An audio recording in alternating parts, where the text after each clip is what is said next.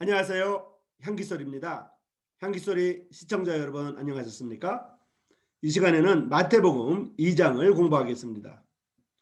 제목은 왕에게 나타나신 왕입니다. 자, 그러면 시작하겠습니다. 마태복음 2장은 예수님의 탄생에 대한 이야기가 기록되어 있습니다.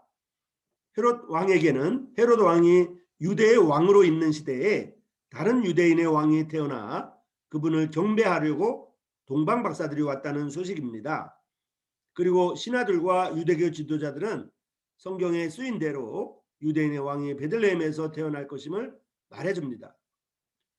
베들레헴에서 고대하던 그리스도가 태어나신다는 것을 말해주었지만 아무도 경배하러 가지 않습니다. 오히려 그리스도를 경배하기 위해 가는 것은 이방인인 동방 박사들입니다.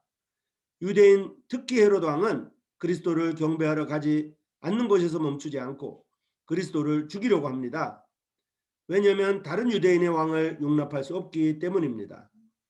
헤롯 대왕은 예루살렘 성전을 보수하고 재건했는데 제자들이 예수님께 자랑을 할 정도로 아름답게 꾸몄습니다. 경제적으로 문화적으로 이스라엘을 풍족해 하고 많은 건물들을 지었던 좋은 평가를 받는 왕이었습니다. 진심이든 가식이든 착하게 살려고 하고 다른 사람들에게 피해 주지 않으려고 노력하고 다른 사람들에게 좋은 평가를 받기 위해 노력하는, 그리고 이 세상에서 조금이라도 보탬이 되려고 하고 자기 개발을 위해 더 많은 노력을 하고 살아갑니다. 그런데 헤로드 왕과 똑같은 문제를 갖고 있는데 삶의 주인이 되려는 마음을 갖고 있습니다. 예수님이 원하는 곳에서 사용하는데 주저하고 목표를 성취하기 위해 주님을 위한 헌신을 거부합니다. 왜냐하면 삶의 주인으로 살고 있고 삶의 왕이기 때문입니다. 삶의 주인 자리를 예수님께 넘겨드리려 하지 않습니다. 헤로드 왕이 베들레헴에 살고 있는 2세 이하의 남자 아기들을 모조리 죽이기 전에 하나님께서는 요셉의 꿈에 천사를 보내어 이집트로 피할 수 있도록 하십니다. 하나님은 아기를 죽이려는 헤롯을 죽이실 수도 있고 능력으로 예수님을 숨기실 수도 있고 혹은 예수님을 죽이지 못하도록 조치를 취해 주실 수도 있는데 요셉에게 예수님을 데리고 이집트로 도망가라고 하셨습니다. 헤롯 왕은 하나님의 인도하심과 전혀 상관없이 계획을 세우고 마음대로 살아보려 합니다. 헤롯은 베들레헴의 아기들을 죽였지만 그러나 예수님이 태어나시고 얼마 후 죽고 맙니다. 내 하나님께서 내 한가운데서 곧 내 형제들 중에서 나와 같은 대언자 하나를 너를 위하여 일으키시리니, 신명기 18장 15절에 나와 있는 말씀인데요.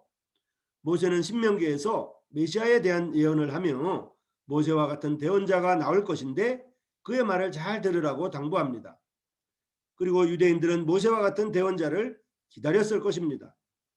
그리고 하나님은 예수님이 모세와 같은 대전자임을 보여주기 위해서 예수님을 이집트로 보내고 그곳에서 나오게, 즉 출애굽하게 하십니다.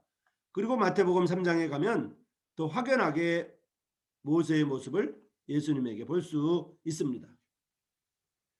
향기소리 시청자 여러분, 이 시간에는 마태복음 2장에 관해서 공부했습니다. 마태복음 2장에서는 왕에게 나타나신 왕을 소개하고 있습니다.